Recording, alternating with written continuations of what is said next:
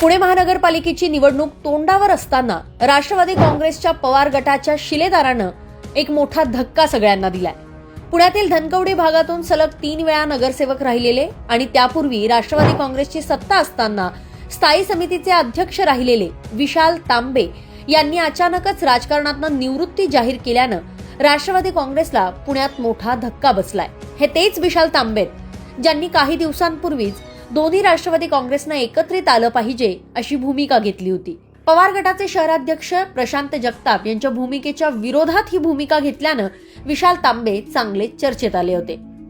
शरद पवार आणि अजित पवार या दोघांच्याही राष्ट्रवादी काँग्रेसनं एकत्रित आले पाहिजे अशी भूमिका सातत्यानं घेत असलेल्या विशाल तांबेंनी ऐन निवडणुकीच्या तोंडावर निवडणुकीच्या रिंगणात न उतरण्याचा निर्णय घेतल्यानं अनेकांना धक्काच बसलाय।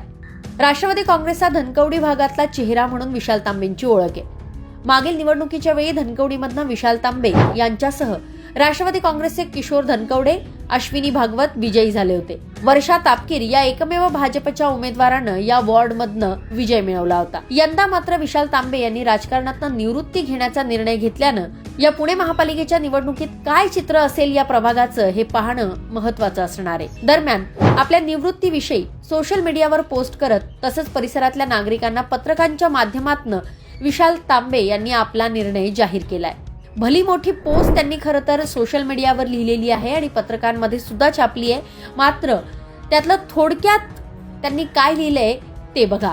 माझं एक साधं तत्व आहे, पद, प्रतिष्ठा, गौरव याहून मोलाचं असतं ते म्हणजे माणुसकी आणि आपली मर्यादा।